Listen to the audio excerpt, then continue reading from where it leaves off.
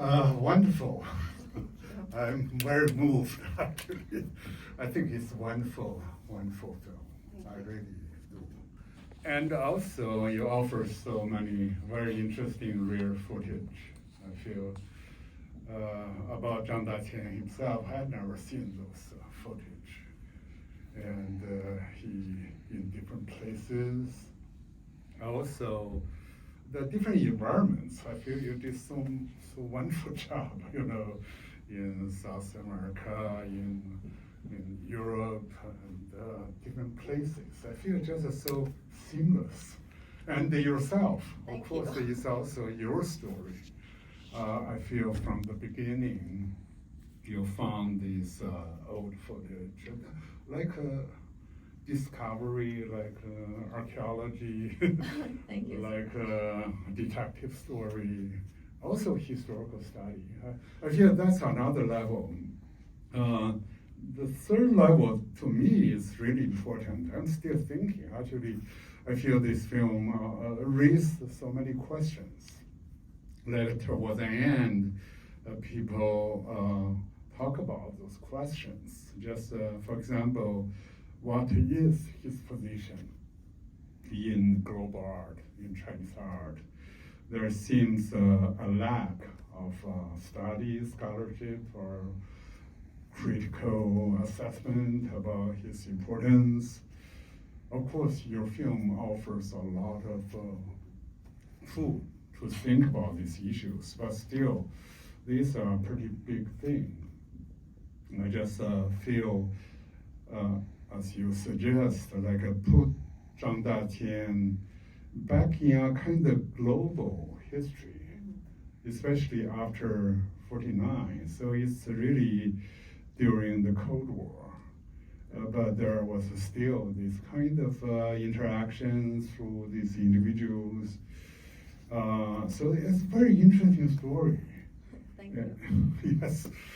I also love this thread of the film, this peach blossom spring.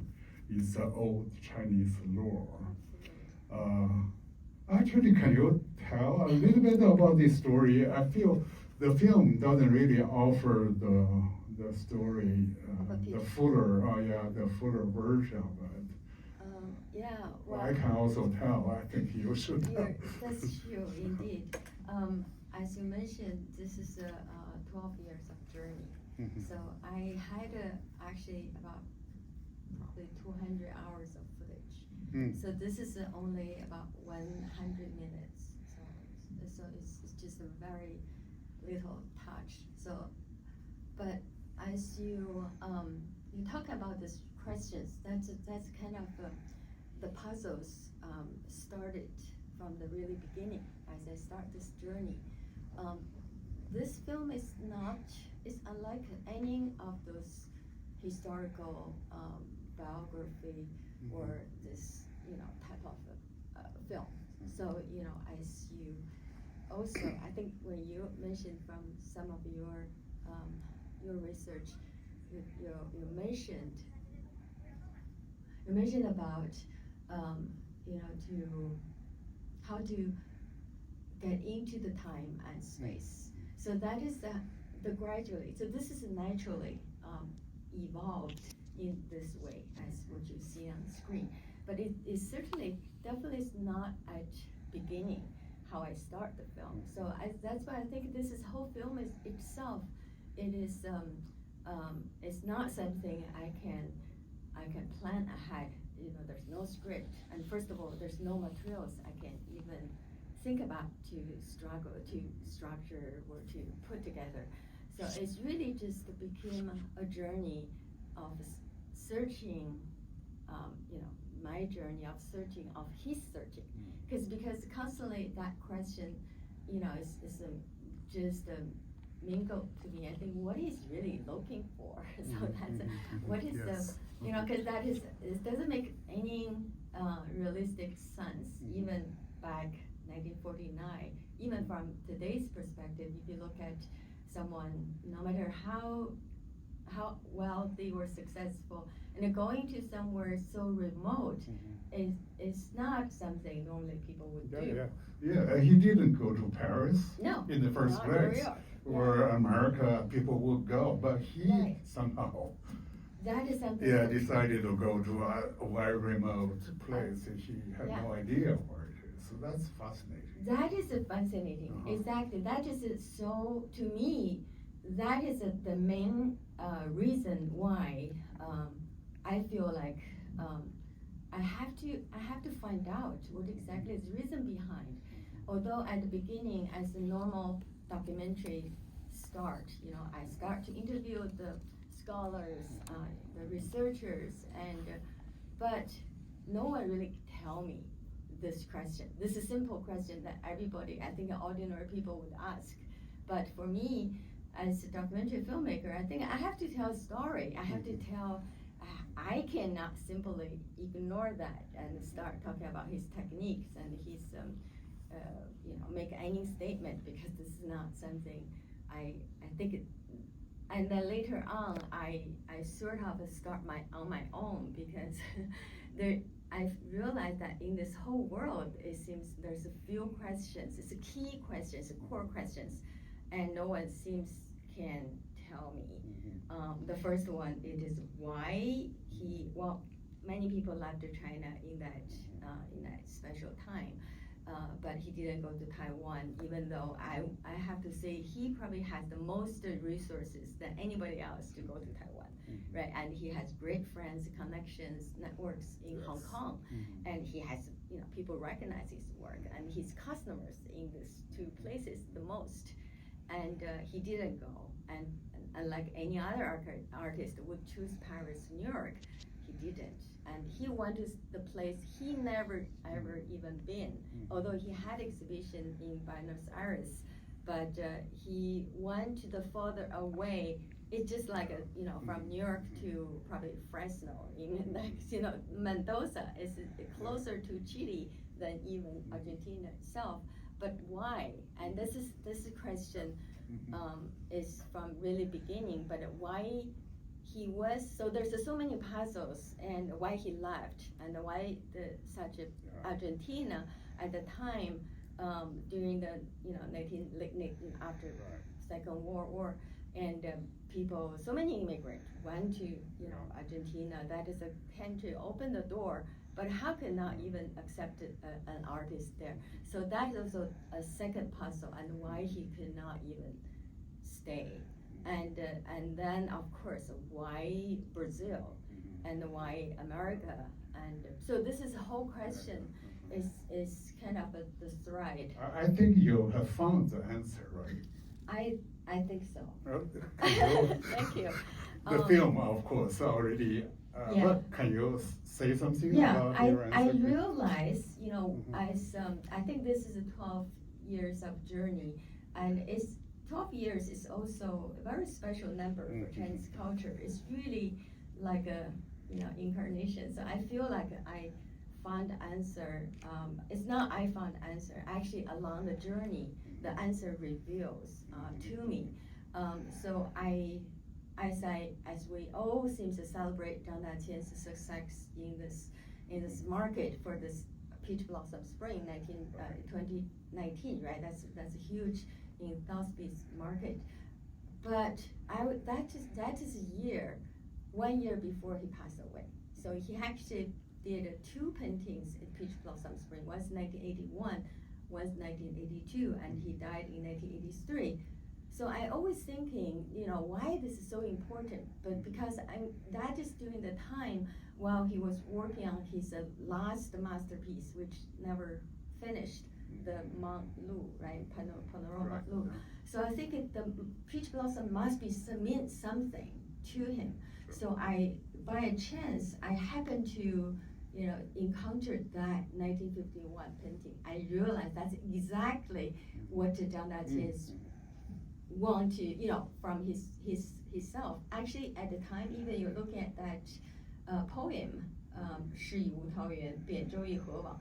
That's a 2 line always with him for all the Peach Blossom Spring. So that's the two, but only thing they probably changed the order. But there's a two other, the last two lines are different. So, 不与世沉浮，起随波下上. So, but there's a two characters. One's it's already drifting with a single boat, drifting to the edge of the painting. That is not normal composition. I learned painting way back, but that is not traditional painting. And also another one is crossing the single bridge and looking back the home. So I think, at the time, he doesn't know where to go, but there's one thing he's so sure that he doesn't want to go, up and down. And I really feel, I just follow your thought. I feel at the beginning I thought that he was looking for something, because you showed one painting he did in China before 49, or maybe in 49. He said that the peach blossom spring was no more there. So he left. So initially I thought he was looking for some utopian place. Right. But then I changed my idea, because he didn't know those places. Right. And those places are actually totally alien. Then follow your narrative, I begin to get a sense that he was creating, because the world was falling apart around him everywhere. Right. So he went to different places. Each place he created this place for himself. Right. Right. So he moved around. Finally, he went to Taiwan again. He created another one. Right. So his garden then somehow was destroyed. Right. Then his son said, he has virtue, he can let it go. Then he created another one. So that seems that is a peach blossom spring. It is true. Yeah, that's like the fantasy world, the illusion. So at the beginning, I was thinking, okay, so that his goal. He wants to find the peach blossom spring, like all this literati in the past that they're going to find a retreat, find somewhere to escape. But later on, I feel like that is not that simple. He has his mission. He always has his mission. So that's why how I ended this film with the two seals among all the 1,000 seals he has. So that is mission is 不负古人告后人, right? So 直造古人不道出. So that actually along with all his life. That's very interesting. Yeah, and also when he went to, he deliberately choosing to wear that traditional Chinese,文人, right? Why do you think he did that? Intentionally, there's the two things. Actually, wear robe in Mingguo area, that is not rare, right? Even his friends and Lang Jinshan, Pu Xinyu also wear robe. But no one wear that hat. Yes, that's Su Dongpo, Song Dynasty. It's quite You're right. Reference is very clear. That is the answer of his second goal. So I realized that, for, that hat, it's not something easily you can identify anything. It's beside Su Dongpo's hat. This is exactly the Su Dongpo's hat. Behind that, even have the straps. That's very, very strange for us. We come to the U.S., come to the West. We learn the culture, we learn the language. We're trying to fit in. There's no one will trying to be different, right? Because he's deliberately choosing that way. There's two reasons. I think that's my understanding. So if we understand Su Dongpo's journey, his life, we sort of understand why Chang Dai-chien is going to that way. So Su Dongpo went to the end of China, right? Yeah, so was exile to this Hainan island. Yeah, so though he was being punished for the exile is not self-imposed, Chang Dai-chien literally take a self-imposed exile himself. But he chose to the end of the world. If you think about distance physically from China to Argentina, that is the farthest distance than anywhere else in the world. So, and that's also the second seal. He mentioned that 直造古人不到处. He want to go to where the place where the ancient never been. So that is second seal. But the first seal is 不负古人告后人. So I want to carry on, inherit the, this ancient, but I want to pass down to the next generation. So that's actually, he has this mission. And that's why he's so proud that, he said when he went. So that's why I found his answer from his painting, from his letters, to his brothers and also his poem. He said, at least I want, 比都人是知道东方艺术之何如耳.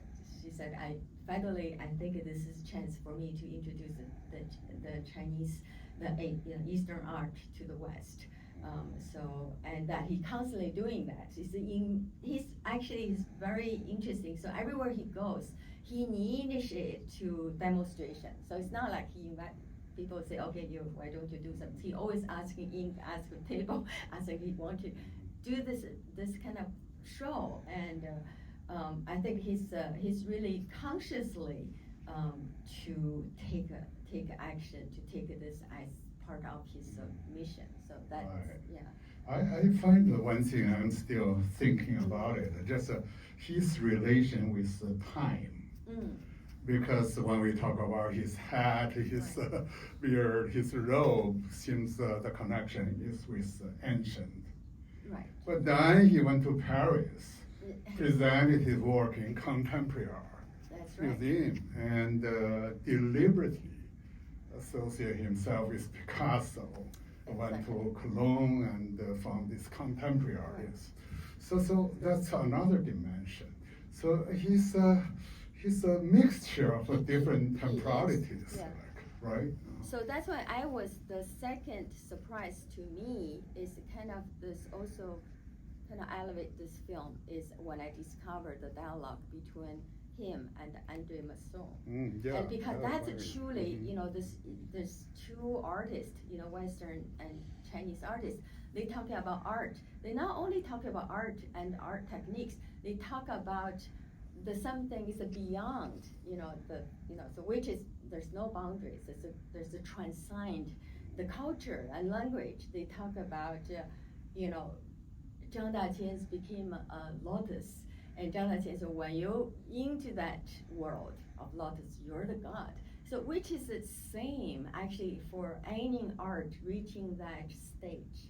So that is also talking to, at the end, I particularly put Chang Dai-chien's his own understanding about ancient Chinese philosophy, like Lao Tzu's philosophy, right? It's 无相之相, this imageless of image, it's a formless form. So actually when you think about when art reaching that stage, there's not even a form. Why are you talking about boundary between the East and the West? So that's why he already thinking there's no such thing, you or me or East and West. So when he stepped into that farther distance and he's spiritually connected to the universe, he doesn't even think he from somewhere so different from where he's the last part he talk about this, it's really about global art. Today we are talking about some art you can transcend the East-West or this kind of binary. So it's very, very interesting to read it. Totally. Yeah. But the dilemma is that then he also doesn't belong to any tradition. Anywhere. Yeah. that is so the he dilemma. saw himself is really above everything. But in actuality, he didn't belong to Eastern art, Western art, contemporary Chinese art, because he created this personal narrative. Right? So that's again our problem. As art historians, how do we deal with this kind of very important artists we recognize? On the other hand, there's a difficulty to insert him into this history. You just cannot put him in a trend or like a movement, or because he didn't really interact with Taiwanese or American artists or even mainland artists. but he was doing Chinese art, but no connection with other No. Chinese artists. And with Western artists, I feel this interaction very interesting, but very personal. Right. Either with Picasso, with this Saint, or Yeah. so very personal, very situational. So it doesn't really become like a really narrative. We see other people, not important as him, like Mu Xin, I don't know, very controversial in China because he doesn't belong to any tradition. Right. So that's an interesting question. I just Yeah. your film poses a very important Thank historical you. question. I think that is a question really for us, I guess that is how I take this film as, the Chang Dai-chien's the searching. He actually is also searching that meaning, searching what is actually the world should be, what is the art should the relations between ourselves, human, and the art and universe, and he actually also remained that question for us. That is also the question that's for me. So I became taking the crest of his journey, and I'm trying to also searching something that remain to us. What do you mean global artist, right? Yeah. What do you categorize them? And he doesn't belong to, he didn't fit into Chinese art history, and he's not even categorized in the Western art history. And where is the global art history? Yeah. Those are all very important questions. Yeah.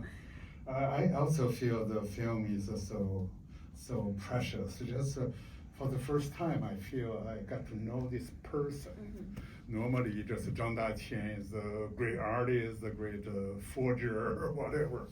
It's always veiled. Yeah. But this time, just you feel the person. It's a very, very moving. Thank you. Including his Sichuan accent, his relationship with his granddaughter. I feel that's very moving. That picture, like a bird or something. I take it slightly different from the granddaughter's. I feel he already recognized the separation would be eternal. So his plan was to divide the painting. You have half, I have half.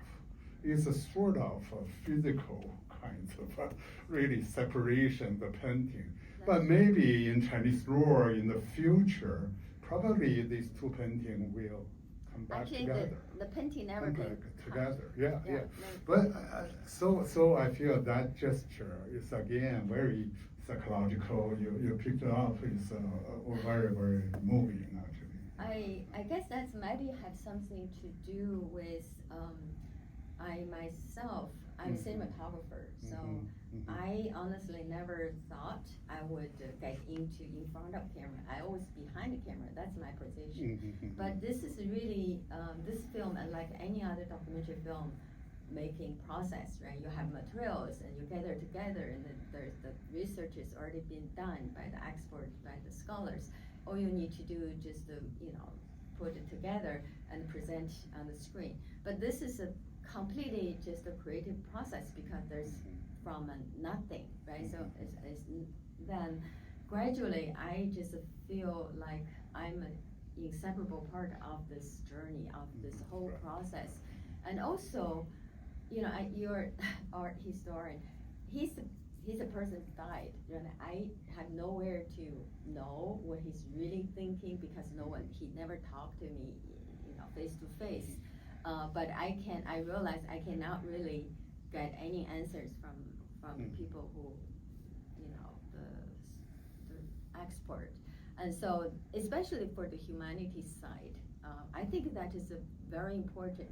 And I actually really read some of your book and talk. I think I really do agree with what you mentioned. Even you study the ancient painting, you need to walk into the time and space. You need to be there. You need to feel, not only see, right? You need to feel from emotion. So that is how gradually I start talking to him, no matter believe it or not, cross time and space. Really? I feel like I have this spiritual dialogue because he really gave me some hint. So there are many ways I cannot describe why I was there, in that little small town. There's no way in my plan because I don't know where I could find anything.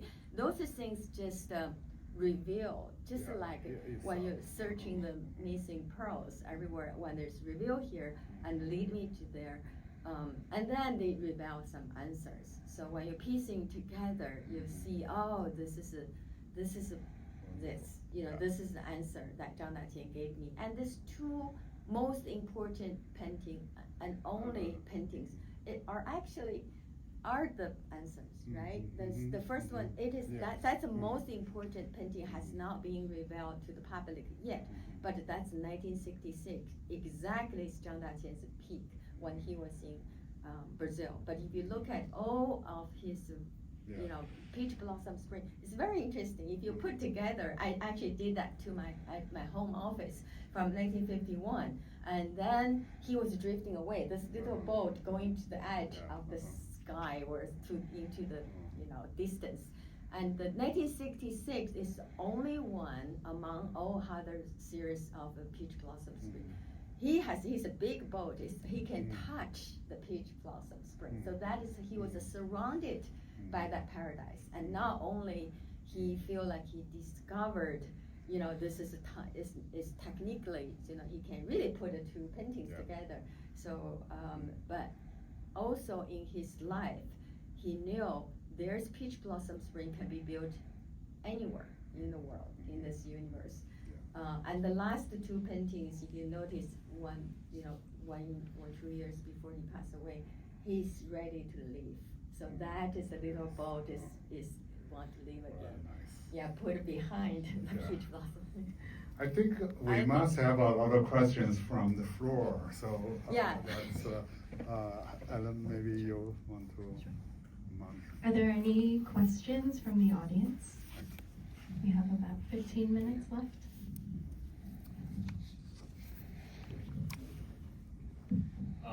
I was particularly moved by the set of 8 views of Zhizhong that A is 资中八景. Yeah, the Zhizhong Bajing set of paintings, and because at that time they weren't able to go back and really see this, but we know like 8 views, it's all about the topographical landscape, and there are so many like examples in Chinese art history where the topography is painted from memory rather than really being able to examine the real place and imitate or paint the real landscape.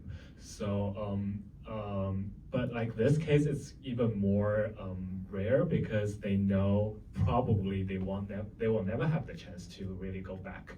But like this feels like a very emotional, like collective memory shared by the two people, and then created maybe in his residence with the friendship of the other or the company of the other. So I wonder, like, maybe this is not a question, but could you maybe tell us more about the process of filming that and telling the story of these other set of painting? Thank you.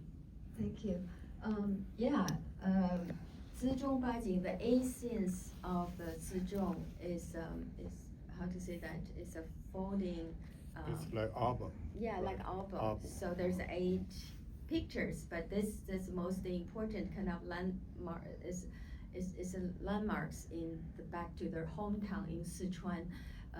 So of course that's all come from Chang Dai-chien's memory because he remembered almost every single details and where they are. So while he's painting in Paris, and while he was meanwhile he had this glory of success in Paris. That's 1961. He has a big the giant lotus is very successful, and also he had such a big exposure to the public. But in the meanwhile, he's lonely. He's longing for home. So that nostalgia has been with him, and especially when he with the the person, Guo Youshu, who is literally his childhood friend. They are the only people he can talk to each other. They could understand each other.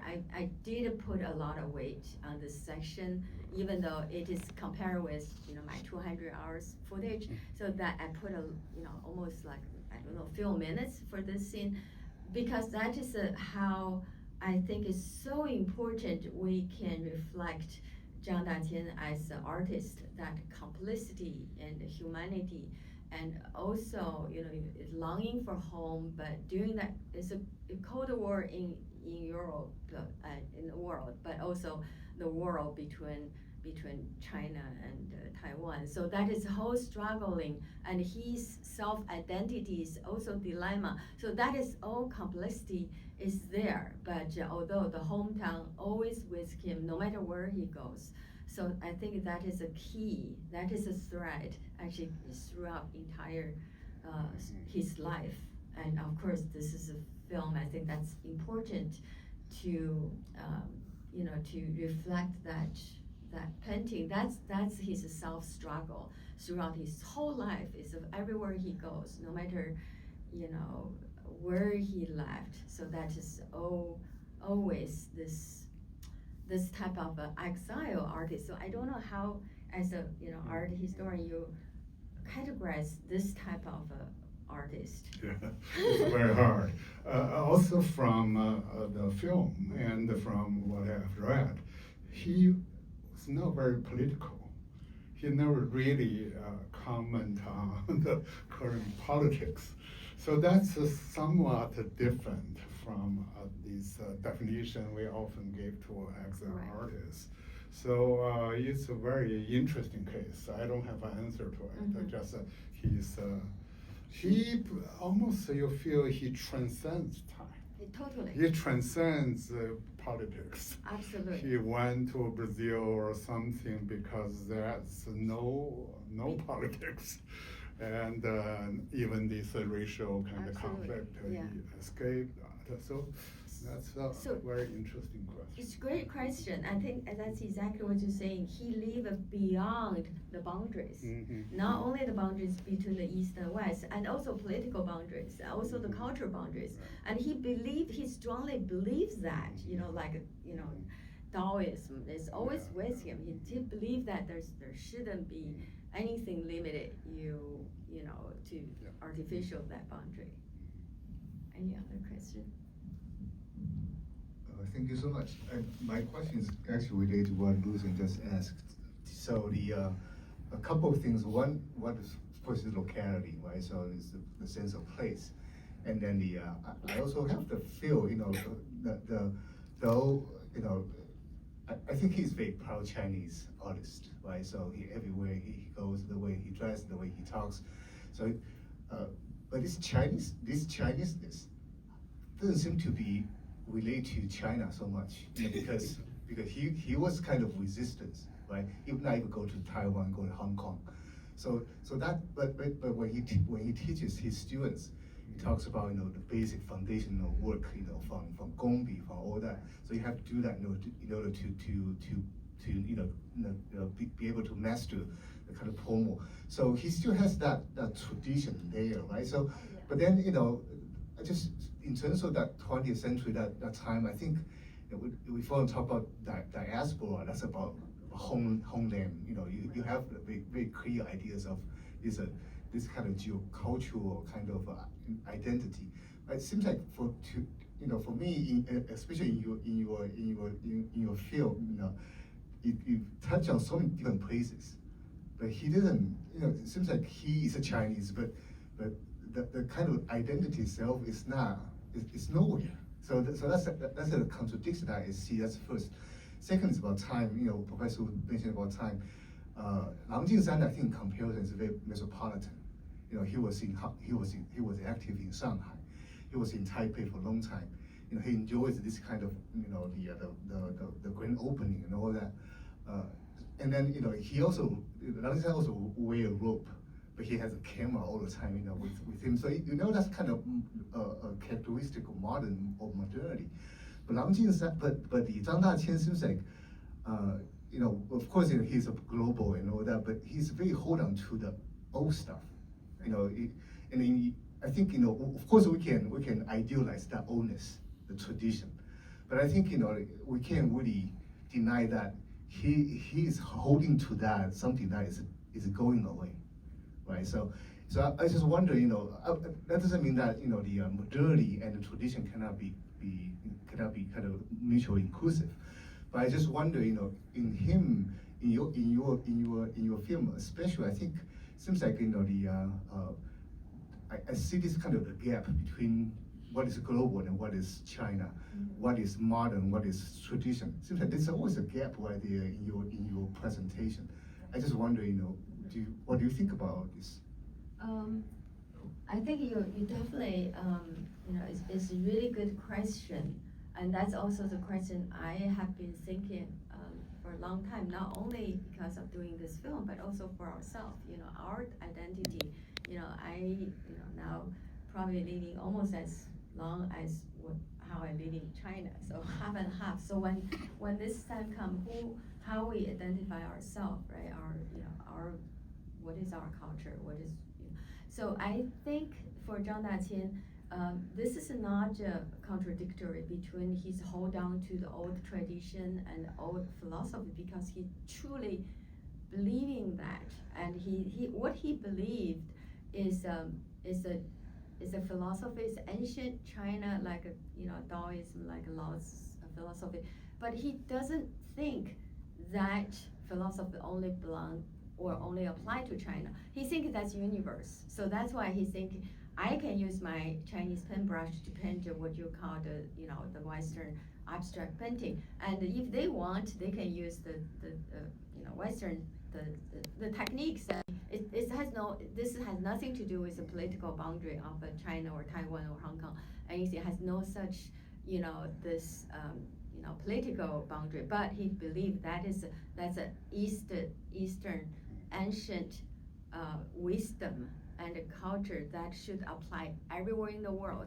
In fact, he's carrying that go out to the furthest place. He want to try. He believes that, and he just like a Tanki Haki, right? He has this strong belief, and he doing that. He just believing himself, he believing what he believe, and he's thinking that should not has any conflict to the world, because he regard himself as a global artist, beyond transcend, even transcend time, transcend, right? Transcend the space, and transcend, of course, culture, language. That's why he delivered. He doesn't necessarily think I have to communicate with language. There's so many great stories behind while he was in Brazil. I just didn't.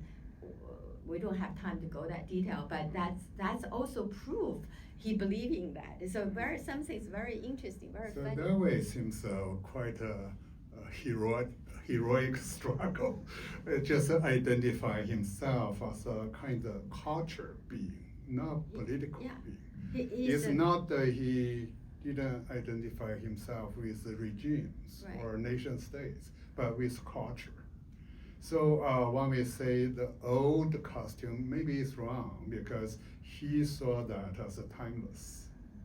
That's Those correct. things is That's totally timeless. exactly, It's not. yeah. He is not archaistic. He was not returning to Sudongpu or Song dynasty. Right. It's He timeless. took it as a kind of symbol for timelessness. So I feel that it's really That's try to it. transcend. In a way, it's a kind of struggle against the world in a Right. way. So it's very interesting. It's also a lot of full of a misunderstanding, because the people could misunderstand him. Right. For being this, about being that, but actually he is aloft in a way. He is. So that's why I really curious and interesting to to discuss with you about your approach when you're talking about appreciating the ancient painting, or even Dunhuang, or even I think that is the same. I feel like I'm the same way as a vehicle, as a tunnel, to kind of trying to connect, Chang Dai-chien's belief and the world with our presence, and also want to reveal that absence, we have been ignored or. Yeah.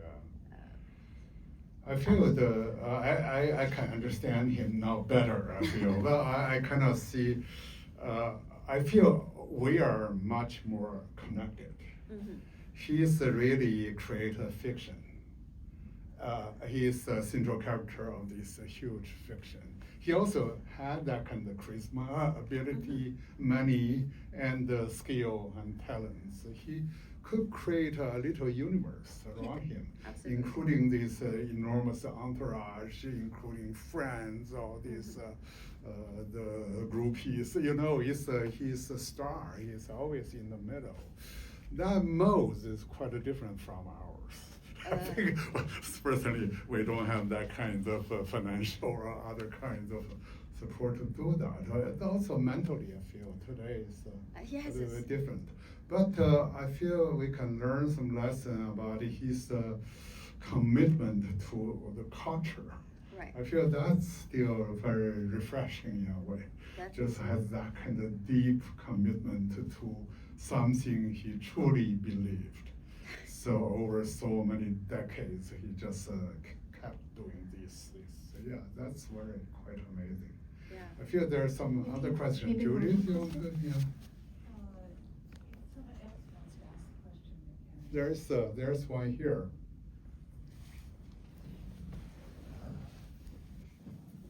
And this will be our last question. Thank you for the movie. So I have a question about the ending. So how or why did you choose to end this film in the way you did? So The underwater. um, Which is. I mean, in terms of so I think it's a quite heroic and poetic and in some way idealized ending, right? But Yeah. but how? His speech, right? Yes. You're talking Yeah. about his speech. Okay. Yeah, but My statement. Yeah, yes.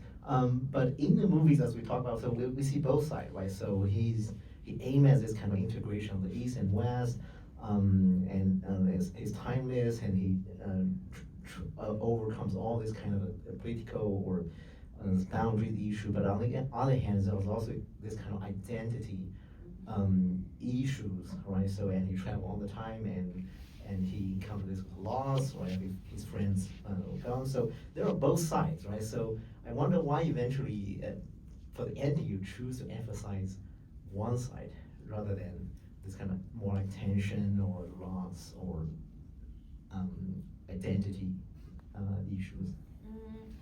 I think, well, I choose this because I think that is a whole spirit that carry on throughout Zhang Dai-chien's entire life. So I think that's ending, it just to point out that is actually the key message this film, I feel I want to convey. You know, the whole film, yeah, that is many aspects and complexities about history and culture and his dilemma, challenges throughout his whole life, like human being, whereas we all are. But really what I truly touched and also motivated, it is really about his spirit, and why he does that is no one in the world would do what he does, even nowadays, right? But not mention about half century ago. So, and he had his mission. So that's why for this type of he is a hero in a way. And because I don't think anywhere in the West and the East, and think about all these Western artists we all know, you know, for all the Chinese artists we know, Picasso we know, Van Gogh we know, all these people in the world and Chinese artists and Western. So, but no one would go such a extreme distance to go to do something unbelievable. And he create that illusion of, like, he actually not illusion, it's actual peach blossom spring is actually there. He spent 20 years building it.